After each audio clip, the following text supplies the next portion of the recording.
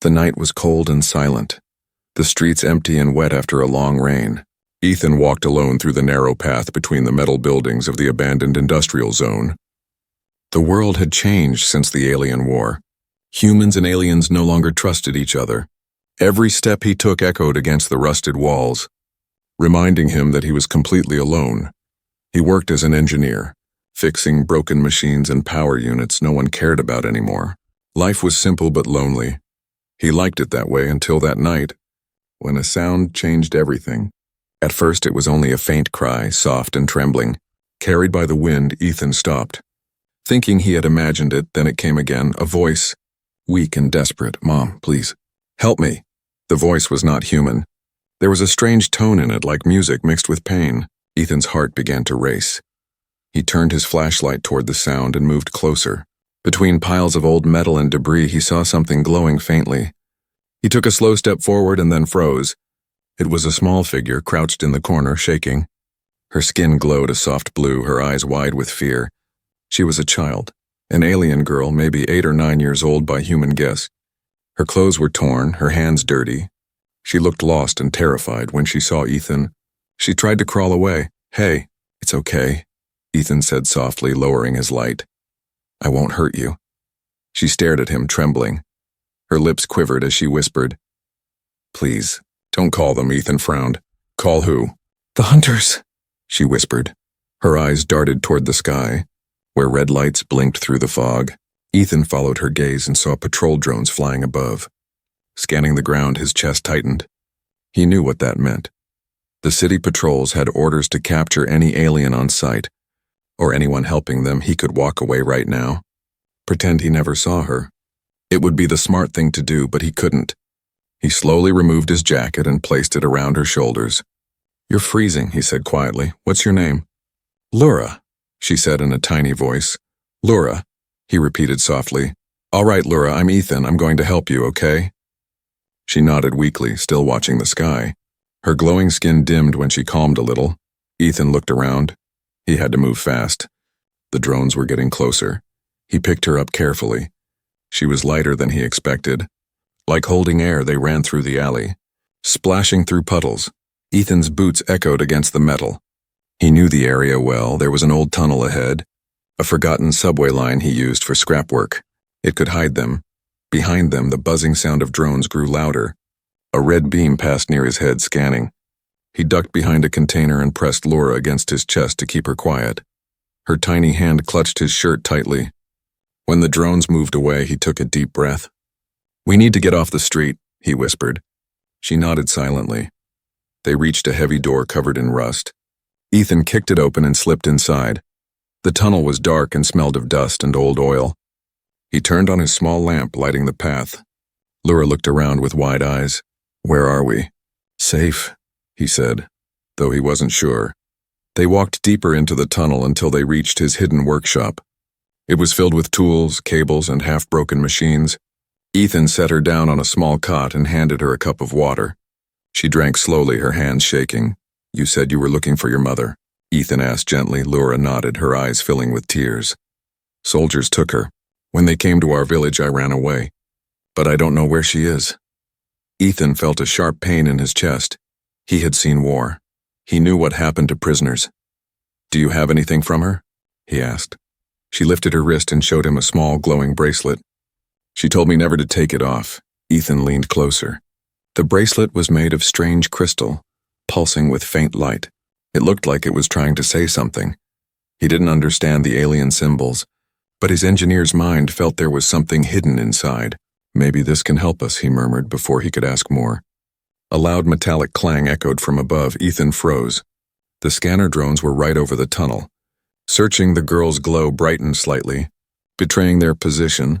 "Turn it off," he whispered. But she shook her head. "It doesn't stop." "It's part of me." Ethan's pulse quickened. He shut down all lights, grabbed his tool gun, and stood by the door in the darkness. He could hear the faint hum of drones closer and closer. He looked back at Laura. She sat curled up, scared but silent. And in that moment, Ethan made a promise he didn't understand yet. A promise that would change his life forever, no matter what it cost. He would help this lost alien girl find her mother Outside, the red lights passed over the tunnel entrance, then faded into the night. Ethan exhaled, but deep inside, he knew this was only the beginning. The night had passed slowly. The old tunnel echoed with soft hums from broken machines. Ethan sat beside the sleeping alien girl, his mind restless. He could still hear the sound of drones outside, searching, scanning, hunting. He looked at Laura, curled up under his jacket. Her soft blue glow flickered faintly. Like a dying flame, she looked peaceful now. But even in her sleep, her hands gripped the glowing bracelet tightly, as if afraid someone might take it away. Ethan leaned back in his chair, eyes fixed on that strange bracelet. He had seen thousands of machines and gadgets in his life, but nothing like this. It wasn't just a tool, it was alive somehow, pulsing in rhythm with her heartbeat. Morning light barely reached the workshop. The world above was still gray and cold. Ethan walked quietly to the small window slit. He could see the patrol vehicles on the surface, their scanners sweeping through the streets looking for someone or something. He sighed deeply. "You're in deep trouble this time." "Ethan," he whispered to himself. When he turned back, Laura was awake, sitting up on the cot, her eyes wide, filled with confusion and fear. "Where are we?" she asked softly. "In a safe place," Ethan said, forcing a small smile. "My workshop. No one comes here. No one even remembers this tunnel exists." She looked around, amazed by the tools and machines scattered everywhere. "You fix things?"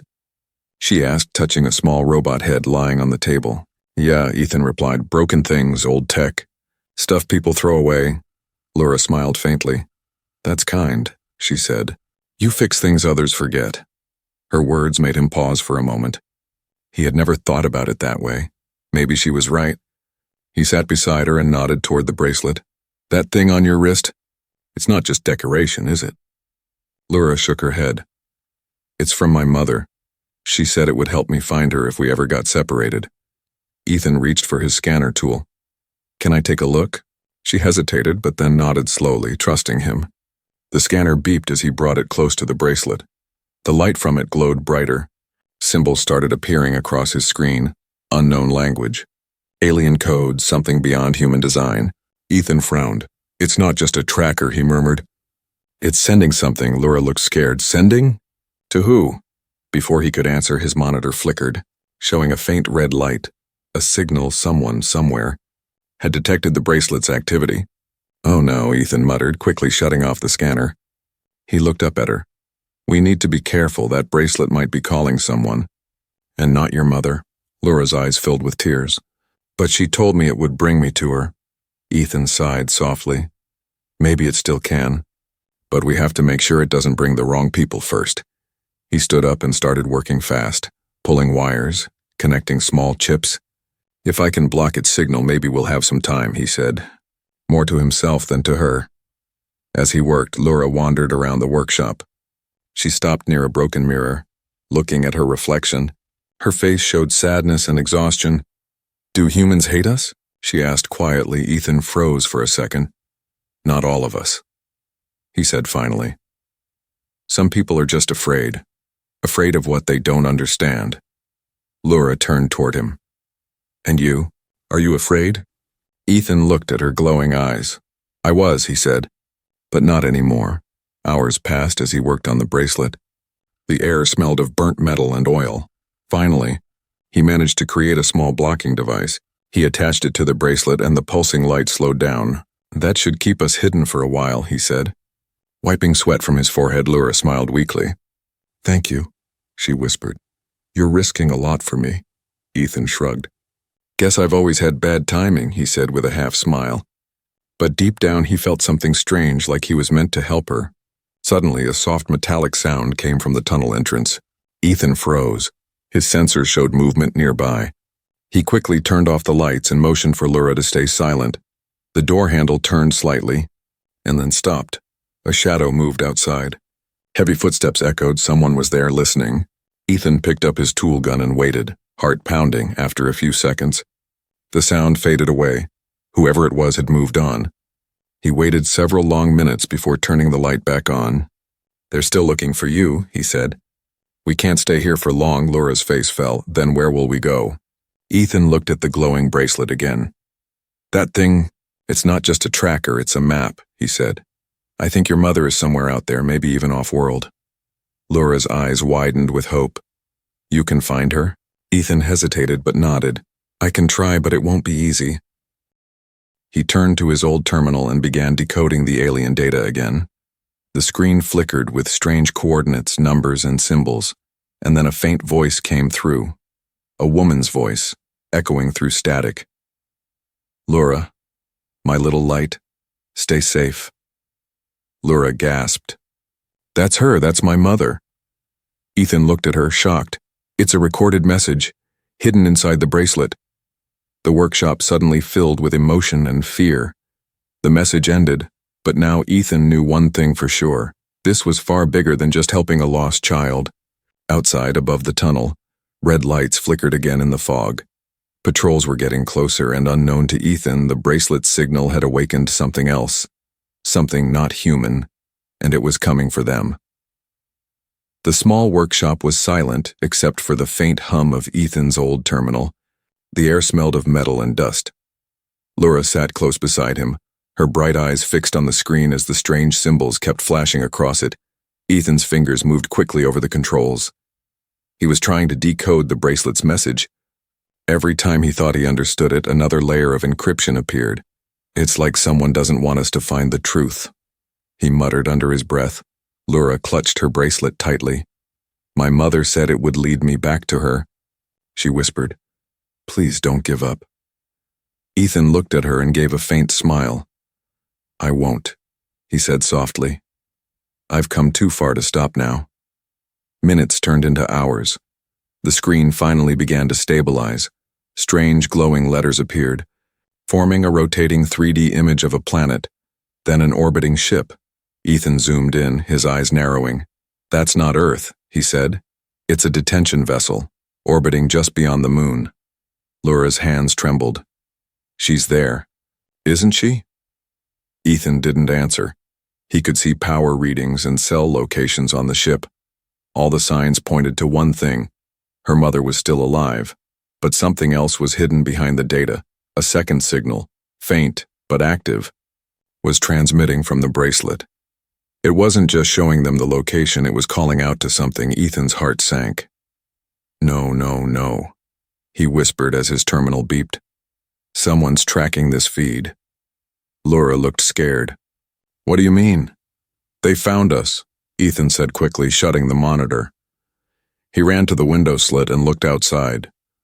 Through the fog, red lights flashed again, patrol drones sweeping closer. He could hear the mechanical hum of their engines. We have to move now, he said, grabbing his bag and tools. Laura stood frozen, confused. But where will we go? Anywhere but here, he said sharply, packing quickly. He grabbed a thick coat for her and pulled her toward the back tunnel. As they stepped into the dark passage, a sudden explosion shook the ground. Dust fell from the ceiling. Lights flickered. The drones had found the entrance. Run! Ethan shouted. The two of them ran down the tunnel, their footsteps echoing in the darkness. Behind them, bright searchlights burst through the broken door. Metal drones entered, scanning and firing short bursts of light that melted through walls. Laura's small hand clutched Ethan's tightly. They're getting closer. Ethan turned into a side tunnel, pulling a lever that released a sliding steel door behind them. It crashed shut, blocking the drones for now. They kept running until the tunnel opened into an old subway platform, empty and silent. Ethan bent over, breathing heavily.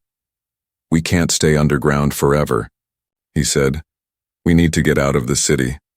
Laura nodded, wiping her tears. The map from the bracelet, it showed a launch point. Maybe that's where we go. He looked at her in surprise. You saw that? She nodded. When the image appeared, I saw coordinates flash at the edge of the map. I think my mother wanted me to find that place. Ethan frowned. A launch point near the mountain sectors, he said, thinking aloud. That's far, and the borders are heavily guarded. Laura looked at him with pleading eyes. You promised to help me. Ethan sighed, rubbing his temples. Yeah, I did, he said softly. And I will. They took an old service elevator up toward the surface. The air grew colder. The sound of the city returned. Sirens. Drones and the endless hum of patrols, Ethan pushed open the elevator door and looked around. They were in an old industrial yard on the city's edge. The sky above glowed red from the storm lights. Dust and ash filled the air. Ethan covered Laura with his coat and guided her quietly between the ruins. "Stay close to me," he whispered. They reached an abandoned rail yard, the wind howling through broken windows. Ethan found an old transport vehicle covered in dust. It was half broken, but maybe it could still run. He jumped inside, rewired the ignition. Sparks flew. The engine coughed and then roared to life. "Still works," he muttered with a grin. Laura smiled faintly. "You fix everything." Ethan looked at her through the rear mirror. "Not everything," he said quietly. "But maybe this time I can fix something that matters."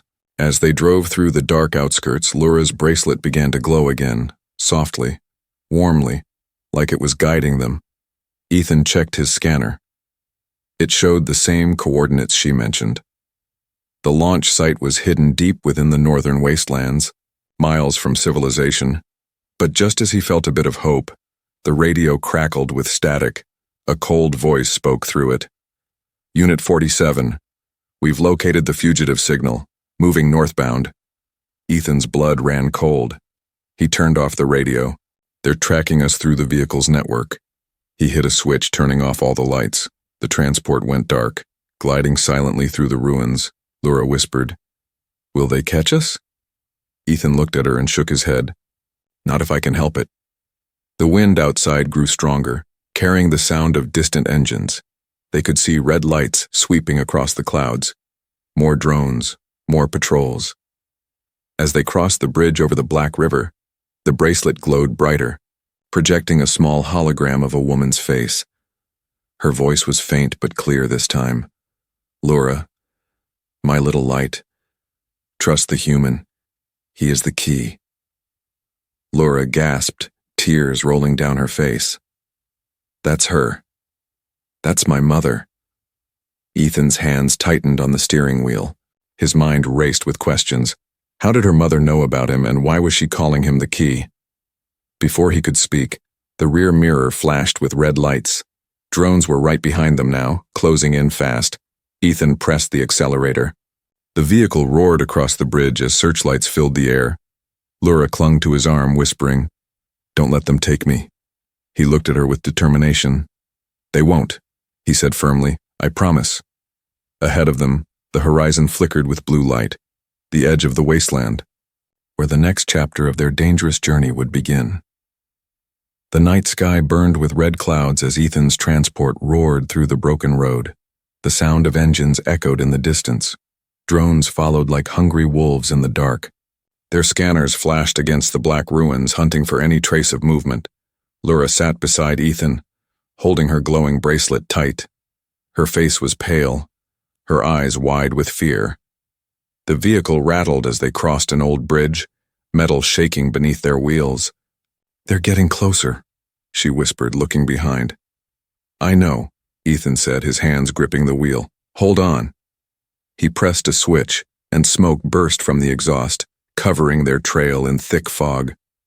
The drones lost sight for a few seconds, but their sensors kept tracking the signal.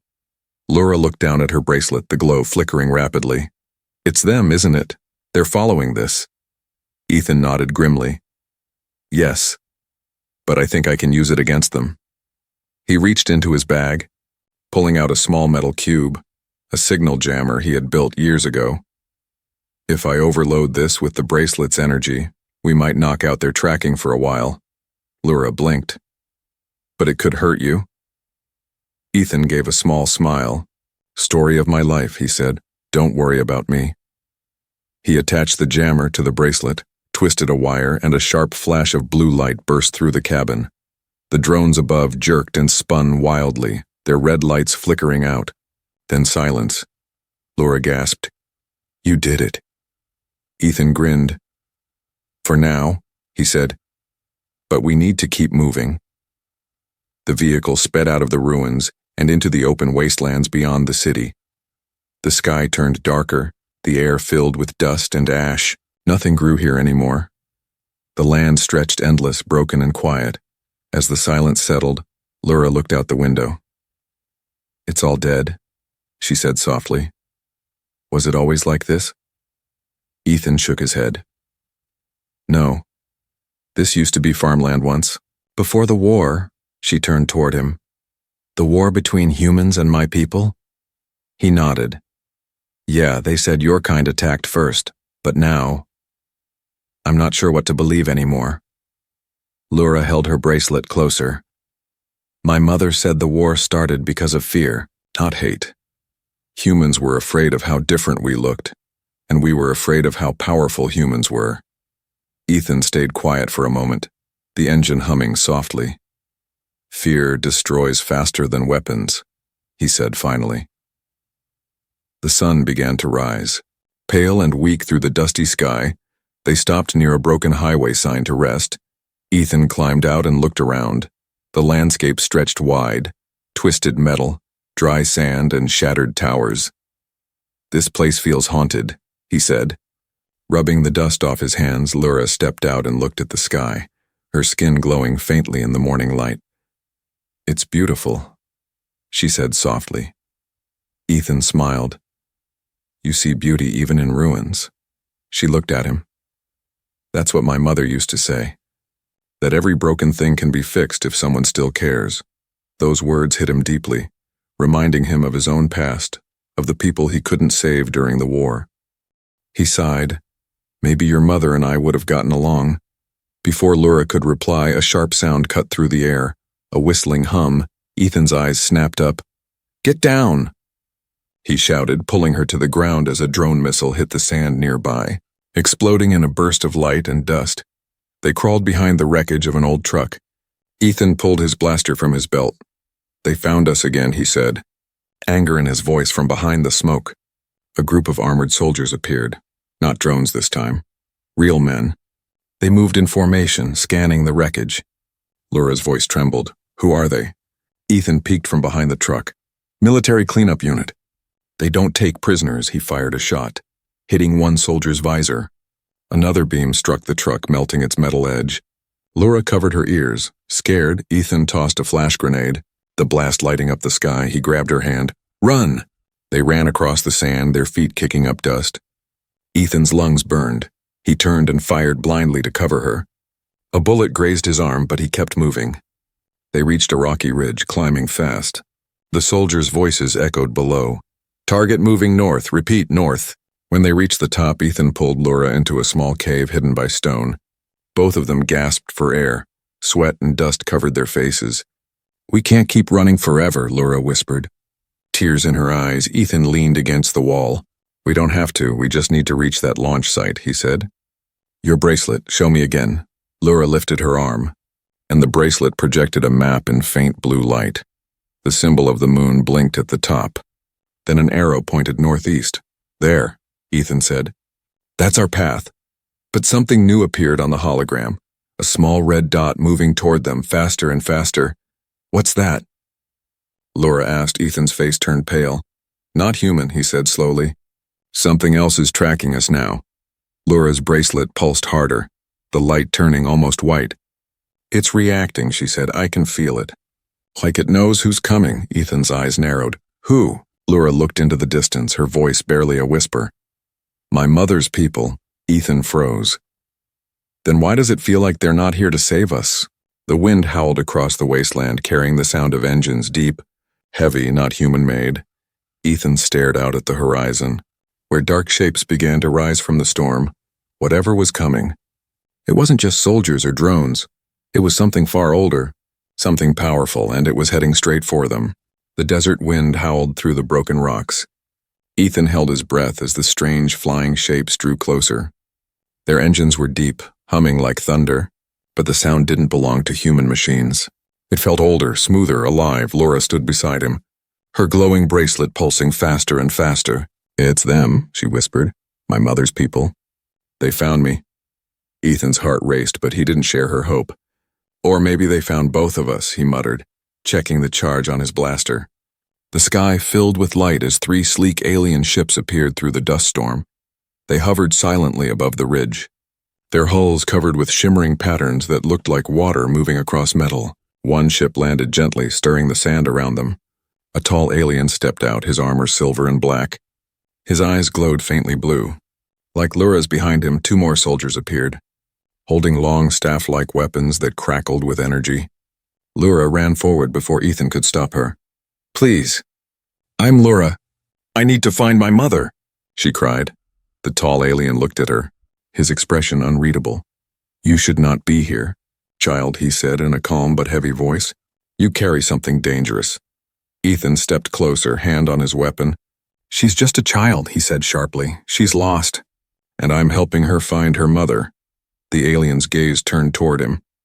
"A human," he said coldly. "And yet you carry her energy on your hands." "You've touched the sacred bond," Ethan frowned. "I don't know what that means, but if you're here to hurt her, you'll have to go through me first." The alien tilted his head slightly. "Curious, brave words for one of your kind," he said. "But we do not harm children. We seek the truth." He turned his eyes toward Lura's bracelet. "That device you wear, do you know what it truly is?" Lura hesitated. "It helps me find my mother." The alien's tone darkened. "It also carries the key to the war that destroyed our world." Ethan blinked. "What are you talking about?" The alien sighed and motioned them toward his ship. "You both must come. There are things you do not understand." Ethan didn't like it, but he saw no choice. They were surrounded. Lura grabbed his hand tightly. "Trust them," she whispered. "Please." Inside the alien ship, the air was cool and filled with soft light. Strange symbols floated on the walls. The tall alien introduced himself as Kale. "Guardian of the Vereen Council." Kale pointed toward Lura's bracelet. "That is not just a locator," he said. "It holds the last memory core of the peace treaty between our people and yours." Ethan stared at him. "Peace treaty?" "There was never peace." Kale's eyes narrowed. "Because your leaders destroyed it," he touched the wall. And a hologram appeared. Ethan gasped as the image showed humans and aliens standing together in a grand hall, smiling, shaking hands. Then the scene flashed white. Explosions, betrayal, chaos. Lura's mother appeared in the image. Standing beside a human officer, Ethan leaned closer. His blood ran cold when he recognized the face. It was General Vaughn, the same man who led the human assault squads years ago. The same man who ordered the alien roundups. Ethan's voice shook. "Vaughn, he was part of this?"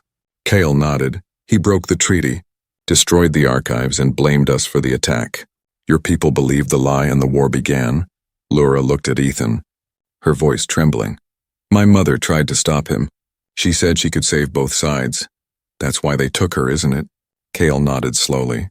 "Yes, she was captured when she tried to reveal the truth. The memory core inside that bracelet holds her testimony, her message to both worlds." Ethan felt his chest tighten. The war he fought in, the hatred he saw, it was all built on lies. "They used us," he whispered. "They used everyone." Kale looked at him. "Now do you understand why we must protect the girl? She carries hope but also danger. If the humans learn she's alive, they will hunt her until the end of days." Ethan clenched his fists. "Then we find her mother. We bring the truth out." "Both worlds deserve to know," Kale hesitated. "The human detention ship orbits close to your moon. That's where she is. But reaching it means facing General Vaughn himself." Lura stepped forward, her small voice steady. "Then that's where we go." Ethan looked at her, surprised by her courage. "You really are your mother's daughter," he said softly. Kale turned to his crew. "Prepare a shuttle," he ordered. "We'll take you as far as the orbit gates. After that, you're on your own." As the ship lifted off the ground, Ethan looked out through the window, the wastelands shrinking below. He could see the scars of war stretching to the horizon. He whispered to himself, "All this, because of lies." Lura looked up at him, her eyes glowing softly. "Maybe truth can fix it," she said. "Like you fix broken things." Ethan smiled faintly. "Maybe," he said. "But truth always comes with a price." The alien ship rose higher, stars filling the sky. Ahead of them waited the dark void of space and the detention ship where her mother was held. Kale looked at Ethan one last time. "Be careful, human. The truth you seek might destroy everything you thought you knew." Ethan met his gaze and said quietly, "Then let it." As the engines roared and the stars grew brighter, Ethan realized this was no longer just a rescue mission. It was the beginning of something far greater. A fight not for one life, but for the soul of two worlds. The alien shuttle drifted silently through the black sea of space. Its surface shimmered with faint light as it passed through clouds of cosmic dust. Ethan sat near the window staring at the giant detention ship that loomed ahead. It was massive, like a dark city floating above the moon. Cold lights blinked along its surface, and long metal towers stretched out like claws. Lura sat beside him, her small hands gripping the edge of her seat. Her bracelet glowed softly, reacting to the ship's energy. "She's here," she whispered, her voice trembling with both fear and hope. Cale stood near the cockpit, his sharp eyes fixed on the screens. "We can't go in through the main dock," he said. "Their scanners will detect us before we even get close. We use the maintenance vents. Old paths your people left when they built this prison?" Ethan nodded. "I used to work on ships like this," he said quietly. "If their design hasn't changed, I can guide us in." Cale looked at him for a moment, then nodded slowly. "Then you lead, human." The shuttle moved closer, blending with the ship's shadow. Its engines dimmed to silence. The docking clamps connected with a soft metallic click. "We're in," Cale whispered. Ethan grabbed his toolkit and a small pulse blaster. "Stay behind me," he said to Lura. "No matter what happens." She nodded, her eyes glowing faintly under the soft blue lights. They entered through a narrow vent, crawling through dark tunnels filled with wires and cold metal. The sound of the ship's engines vibrated around them like a heartbeat. Ethan's flashlight flickered over warning signs written in both human and alien script. "Experimental zone, authorized personnel only." Kyle frowned. "They've turned this place into a lab." When they reached the first chamber, Ethan stopped, his heart sank. Glass pods lined the walls, each one holding alien captives, floating in a pale blue liquid. Tubes connected to machines that displayed endless data. Lura gasped, covering her mouth. "They're still alive," she whispered. "They're sleeping." Ethan's hands shook as he touched one of the glass pods. "No, they're not sleeping," he said quietly. "They're being studied." Cale's jaw tightened. "Your kind has no mercy," he said coldly. Ethan looked at him, pain in his eyes. "Not my kind, Cale. Just the monsters who call themselves leaders." They moved quietly past the rows of pods. Lura's bracelet flickered brighter, pulling them toward a sealed door at the end of the corridor. The symbols on it matched the ones glowing on her wrist. "This is it," Ethan said. "She's behind this door." Cale placed his hand on the scanner panel. "It's coded with biosignatures," he said. "Only authorized DNA can open it," Ethan thought quickly. "Then we'll make it think we're authorized." He connected his tool device to the panel, sparks flickering as he bypassed the security code. The door hissed and slid open slowly. Inside was a single cryopod glowing softly in the dark. A tall alien woman lay inside, peaceful and still. Her long silver hair floated in the freezing mist. Lura ran forward, tears streaming down her cheeks. "Mother," she cried, placing her hands on the glass. The bracelet on her wrist shone like a small star. Responding to her emotions, Ethan walked closer, awe and sadness filling his chest. "She's beautiful," he said softly. Cale stepped beside him, his voice low. "You're looking at the last voice of peace between our worlds." But before Ethan could respond, a deep voice echoed from behind them. "Peace was never profitable, Ethan." He froze. Slowly turning around, his heart dropped. General Vaughn stood in the doorway wearing a black command suit. His cold eyes glowed under the ship's lights. Soldiers stood behind him, blasters raised. "I knew you couldn't resist playing hero," Vaughn said, walking forward. "You always had that weakness, Ethan." Even during the war, Ethan lifted his blaster, his hand steady. "You used me," he said. "You made us believe the aliens were the enemy." Vaughn smirked. "They were, they still are. Without fear, humanity loses control. You should thank me. I gave humans something to unite against," Cale growled. "You united them through lies and blood." Vaughn's gaze turned to Lura. "And you must be the little key everyone's chasing," he said. "Hand her over. And maybe I'll let you live." Ethan stepped in front of Lura. "You'll have to kill me first," he said firmly. Vaughn raised his hand. "Gladly." The room exploded with light as shots fired from both sides. Cale moved fast, his energy staff slicing through soldiers. Ethan fired back, protecting Lura. Sparks flew, alarms blared. The cryopod cracked from the impact, releasing clouds of cold mist. Lura screamed as the pod opened and her mother's body slowly moved, eyes flickering with weak light. "Lura," she whispered faintly. "Run." Ethan grabbed Lura's hand. "We need to go." he shouted, pulling her toward the exit. Kale covered their escape, fighting off the last few soldiers before getting hit by a blast. Go! Kale roared, "Save her!" Ethan dragged Lura through the corridors as the ship's alarm screamed. Intruders detected. Sector 5 lockdown initiated. They reached the maintenance tunnel, but the door was sealed. Lura held her glowing bracelet over the panel. "Please, open," she cried. The bracelet pulsed bright white, and the door unlocked instantly. They slipped inside just as the ship began to shake from explosions. Ethan looked back once, seeing smoke and sparks filling the lab. "We're not done yet," he said, breathing hard. Lura clutched his arm, tears mixing with sweat. "She's alive." "My mother's alive," Ethan nodded, his voice shaking. "Then we'll come back for her. I promise." As they escaped into the shuttle bay, the sound of soldiers grew distant. But the words of General Vaughn still echoed in Ethan's mind. "You can't save them all, Ethan. Humanity doesn't want peace." Ethan gritted his teeth. "Then humanity needs to remember what it means to be human," he whispered. The shuttle doors closed behind them as they launched away from the burning ship, leaving behind the chaos and heading toward the stars, carrying truth, hope, and a war that was no longer just between humans and aliens, but between light and darkness itself. The small shuttle drifted through the endless dark, sparks flickering from its damaged hull. Ethan sat in the pilot's seat, his face pale under the red warning lights. His arm was burned, his shirt torn, but his eyes were full of fire. Lura sat beside him, holding her glowing bracelet close to her chest. Her face was wet with tears. "We left her," she whispered. "We left my mother behind." Ethan looked at her gently. "We didn't leave her, Lura. We saved her life. She's still breathing and we'll come back for her." The stars outside blurred as the shuttle entered the outer orbit. Behind them, the detention ship burned like a dying sun, explosions bursting across its surface. But Ethan knew it wasn't over. General Vaughn was still alive, and the truth they carried could change everything. Kale's voice came weakly through the communicator. "Ethan, you have the core file, yes?" Ethan looked at the data chip glowing on the dashboard. "Yes, we got it. The truth about the war, the peace treaty, everything." "Good." Kale coughed, his voice fading. "Make sure it reaches the broadcast towers. Tell the worlds what they've done." The signal died with static. Ethan clenched his jaw. "He's gone," he said quietly. Lura looked down, sadness filling her small face. "He gave his life for us." Ethan nodded. "And we'll make sure it wasn't for nothing." The shuttle's fuel warning beeped. They couldn't go far. Ethan checked the navigation map.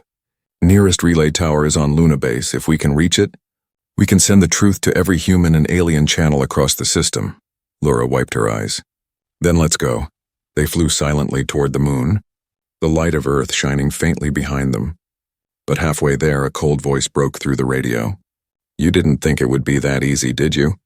Ethan froze. He knew that voice. "Vaughn," he muttered. The radar flashed red. A massive human battlecruiser appeared behind them, dark and powerful, its weapons locked onto their small shuttle. "Return the alien child," Vaughn's voice boomed, "and surrender the data, or I'll destroy you both." Lura gripped Ethan's arm. "He'll kill us." Ethan looked at her, his eyes steady. "Not if I can help it." He pushed the thrusters to full power. The shuttle shook violently as lasers streaked past them. One beam hit the side, throwing them off balance. "We're hit," Lura shouted, sparks flying around her. Ethan fought the controls. "Hold on," he yelled, guiding the shuttle toward the moon's gray surface. "We're going down." The ship crashed hard, sliding across the dust before stopping near an old communication outpost. Smoke rose from the hull, alarms blared. Ethan coughed, blood on his lip, but he was alive. He looked at Lura. "You okay?" She nodded weakly. "I'm fine, outside." The battlecruiser began descending, troops deploying from its hangars. Ethan grabbed the data chip and handed it to Lura. "No matter what happens, you get this signal out, understand?"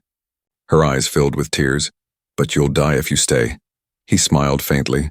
"Sometimes someone has to stay so others can go. That's what being human means." He stepped out into the cold lunar dust. Gun in hand, the air shimmered as the enemy soldiers approached. Vaughn walked at the front, his armor shining under the pale moonlight. "Still playing the hero, Ethan?" Vaughn called out. Ethan stood tall. "No," he said. "Just doing what's right." Vaughn laughed. "You think people will care about your little truth? Humanity doesn't want peace, it wants power." Ethan shook his head. Then maybe humanity forgot who it really is. He fired first. Bright blue light flashing across the lunar field. The fight was quick and brutal. Ethan moved like a man with nothing left to lose, taking down soldier after soldier. But Vaughn was stronger, armored, ruthless. They clashed in the dust, weapons sparking. Vaughn knocked Ethan down, pressing his boot against his chest. "You can't stop this," he sneered. "You're just one man." Ethan smiled weakly, blood on his lips. "One man is enough. If the truth is louder than fear." Behind them, inside the shuttle, Laura connected the bracelet to the outpost terminal. Her small hand shook as she pressed the buttons. Come on," she whispered. The screen lit up, showing her mother's recorded message. "If you are hearing this, then truth has found its way home." Laura hit transmit. A beam of light shot from the tower into the sky, spreading across the stars, sending the truth to every world. Every station, every channel. Vaughn turned, eyes wide. "Wait, what have you done?" Ethan laughed weakly. "We ended your lies." Vaughn raised his weapon to fire, but a burst of energy struck him from behind. Laura's bracelet flared with pure white light. Releasing its stored power, the beam hit Vaughn, throwing him backward into the dust. Silent forever. Ethan fell to his knees, breathing hard. He looked at Laura, who ran to him, tears falling like stars. "You did it," he said softly. "You showed them all." She shook her head. "We did it," he smiled faintly. "Your mother will be proud." His voice grew weak. "Take care of her. Take care of our worlds." Laura clutched his hand. "Don't leave me." He looked at her one last time, his eyes gentle. "I'm not leaving, I'm just going home." The light from the tower reflected in her tears as Ethan's hand slowly fell still. Far above the moon, human and alien ships received the broadcast.